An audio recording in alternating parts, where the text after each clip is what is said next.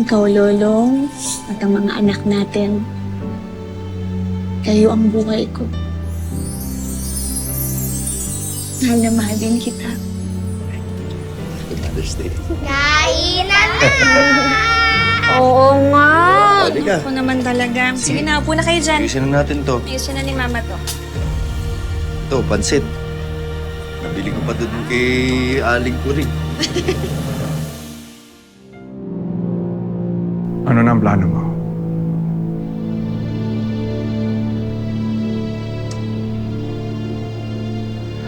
Hindi ko alam.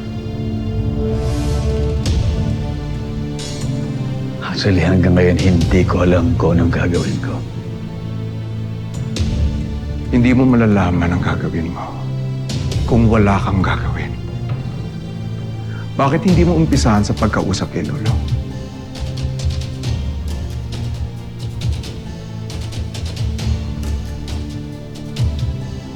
Sa palagay mo ba ganun kadali yun? Pagkatapos kong pahirapan ng tiyahin niya, Nagpapakawa ko, agad siya ko. ngipin sa ngipin!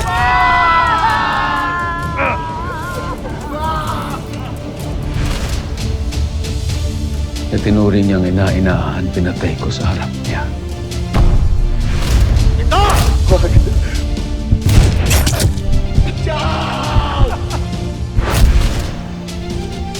Pati ang mag-ina niya pinahirapan ko. Mahal mo ako, di ba? Nagbago ako para sa'yo, Elsie! Kaya akin ka lang! Akin ka lang! Saan ka pupunta? Nasaan ang anak mo? Sabihin mo sa akin, nasan si Mimay? Ha? Ultimo ang sarili kong apo.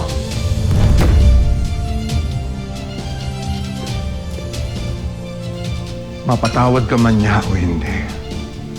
Ang mahalaga ay sabihin mo ang totoo. Dahil karapatan ni Lolo yun bilang anak.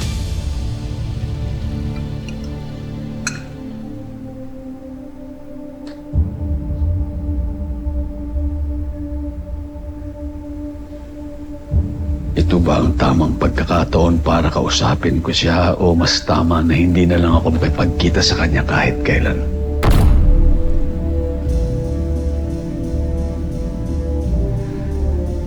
Dahil alam ko na kahit anong gawin ko,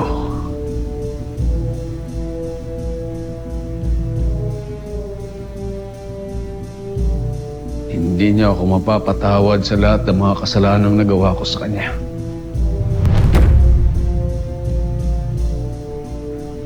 Meron, Julio.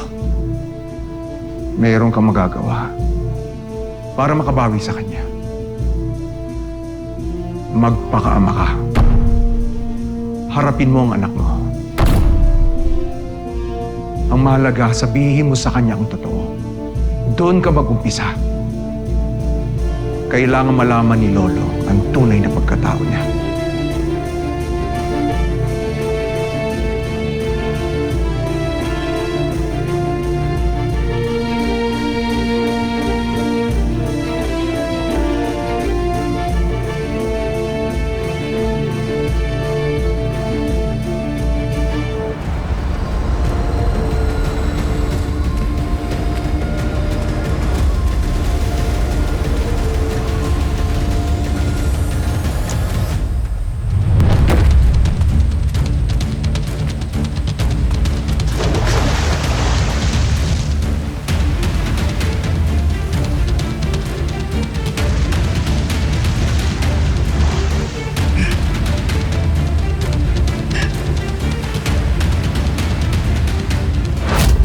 Miss? Miss? Miss? Miss? Miss? Miss, gumising ka!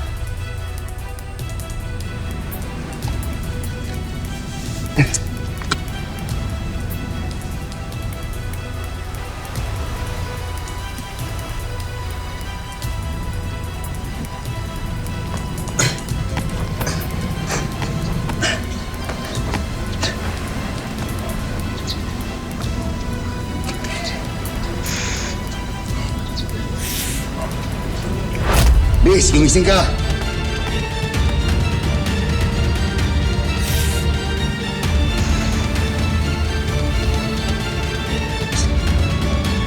Miss. Miss. Miss. Ayos ka lang. Miss.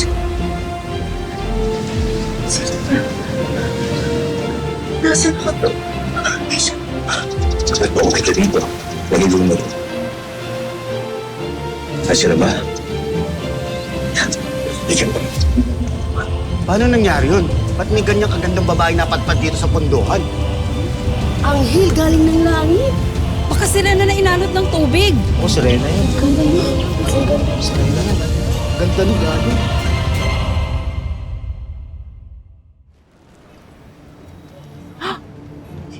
La, Sino yan? ito umaga.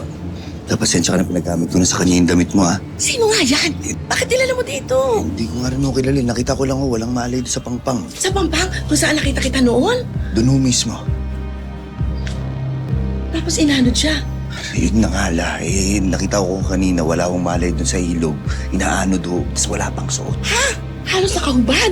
Ano ba nangyari sa babaeng to? Gising na ba? Ina. Ako, sino ka ba? Ha? Sa kagaling, ano nangyari sa'yo? La, kanina ko pa siya kinakausap yung mga kinikibo eh. Ayos lang mo ba sa inyo kung dito na muna siya hanggat nagpapagaling pa? Pwede. Baka din kailangan niya siguro ng mainit na maiinom. At naku, nilalagnat. Kumuha ka ng tubig sa palanggana at saka bimpo, ha? Babanyusan ko to. At saka buksan itong bintana. Sige ba? Para mahanginan. Smia. Ganda pa naman. Wala. Oo, sige. Ayusin mo. Lola Gracia, Diyan daw po ba nila yung sirenang nakita kaninang madaling araw? Totoo po ba yun lang? Siya, Ay, Diyos ko po, malaperos. Ang kinis lang po, Hoy, ano ba kayo? Hindi ito sirena, tao ito. Wala itong buntot. May pamilya ito. Tunay na tao ito. Ano ba kayo? Manahimik na nga kayo. Susera. Ba? Ganda! Ba? Mas masariwa pa sa bagong isda. Di ba, Lola Gracia, masigit na kayo dito? Doon sa bahay, maluwag pa. Hindi, mas maluwag to sa amin, di ba, Lola? Tara naman niya! Ano ba? Hindi kayo nahihiya? Sige, magsitahimik kayo. Lumayas kayo dyan. Sige, para sige na. Pasok ka na. Pagpahingin muna natin. Tama na. Kawawa naman. Oo, Sige na. Ganda niyo. Tinan mo ang kinis ng balat. La Gracia, ano yung nabalitaan ko? Oh. Sino ito? Siya ho ba yung naligtas ni Lolong sa Pangpang? Saan ho siya galing? Yari na alam namin eh. Diyos na mahabagin. Buti na lang at si Lolong ang nakasagip sa'yo kung hindi pinagpiestahan ka ng mga manyak dito sa pundokan. Naku, batang to. Oh.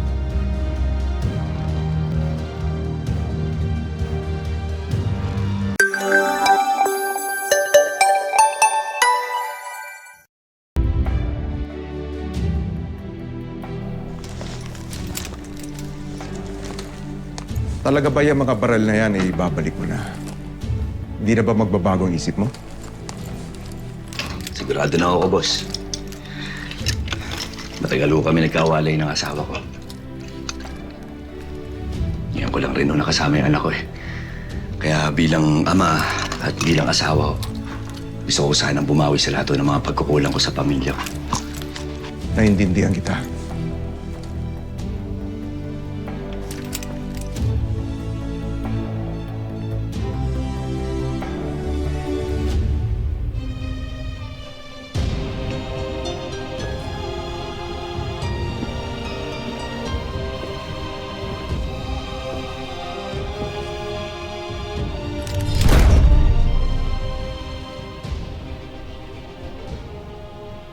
Wag.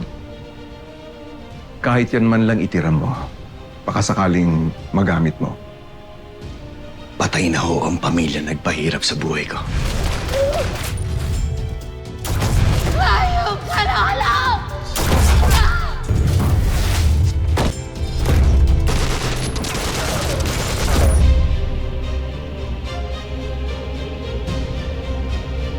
Patay na si Donna. Patay na si Ivan. At patay na rin no si Julio. Itago mo na yan. Para yan sa proteksyon mo at sa pamilya mo. Ligtas na ho kami.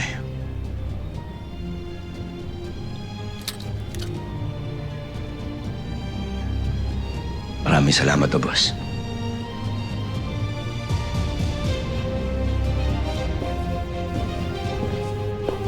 Sandali.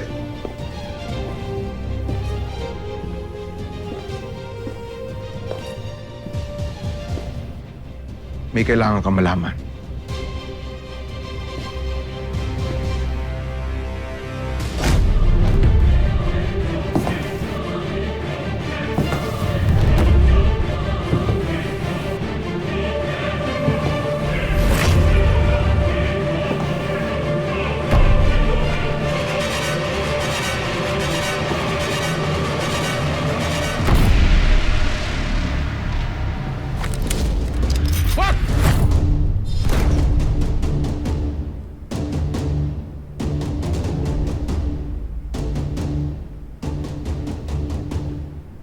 Paano ka nabuhay? Ako ang nagpapunta sa kanya dito. Ano sinasabi mo, boss? Paano nabuhay itong hayop na to? Tsaka bakit mo pinipigilan patayin to? Ha? Siya ang magsasabi sa'yo kung anong dapat mong malaman. Ano pang kailangan ko malaman dito sa hayop na to? Makinig ka muna sa akin, Lolong. Kailangan nating mag-usap.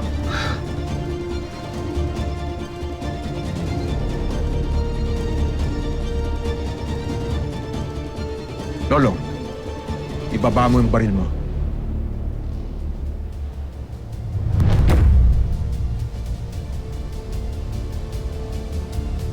Kailangan mong malaman ang totoo.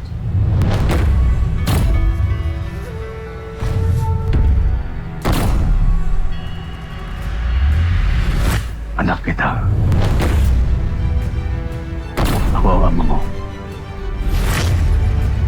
Tapusin mo na.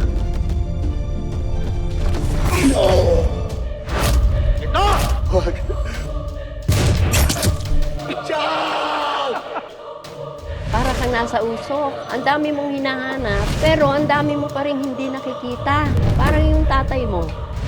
Wala na ho akong tatay, matagal na akong patay. Hindi, yung totoong tatay mo. Dali mo na lahat yan. Kakailanganin mo yan. Katulad ka talaga ng ama mo. Ako ang totoo mong ama. Anong pinagsasabi mo? Ha? Anong pinagsasabi mo?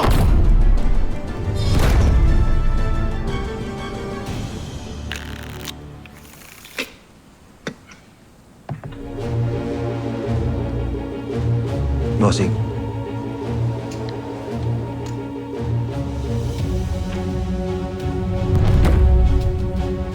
Kumpanyero.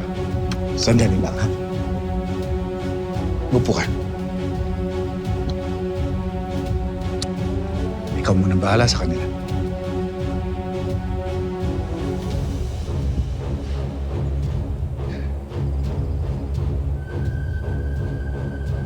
Ito yon. Ito yung pinapapatay ni Donna. Siya nga, bossing. Yan yung dalawang anak niya at asawa. Bata yung asawa, sariwa. Pero ano alam nyo dito kay Lolong? Bakit hindi mamatay-matay? Bossing, bata pala yan ni Manuel. Protektado niya pala yan, boss. Manuel. Siya ang salot at anay sa operasyon natin sa droga. Mismo, boss. Yung dating general na tumiwalag sa kapulisan, bumuo ng sariling grupo para banggay ng mga tulad nating mga sindikato. Alam nating pailalim yan tumira yung boss. Matagal na tayong gustong itumba yan. Kaya naman palang parang pusa ang buhay ng Lolong na yan. Kaya naman pala napatumban nila si Ivan at saka si Donna. Anong gusto mong gawin natin dyan, boss? Pag nakailam yung Manuel, ha? Bobo. Patayin mo! Gusto ko dalawa sila na mamamatay para wala na tayong kaaway. Naintindihan mo? Yes, boss. Ibahin nila ako. Ibang animal ako. Lolong. Umanda ka sa akin.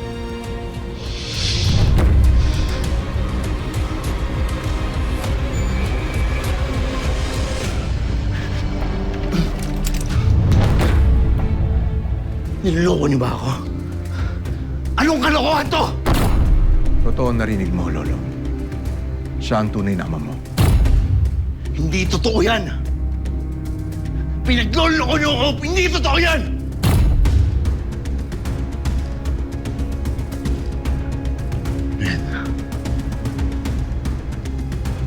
Ano yan?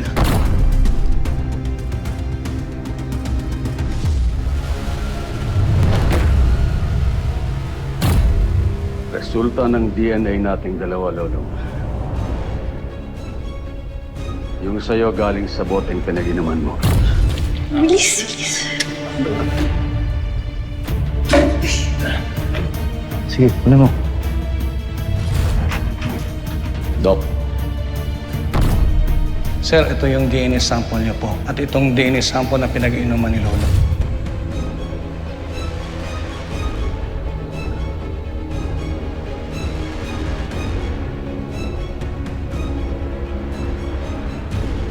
Atubaw ako. Atubaw ang tatay ko. Kaya imposible ang sinasabi mo at hindi ako magkakaama na katulad ng hayop. Hindi!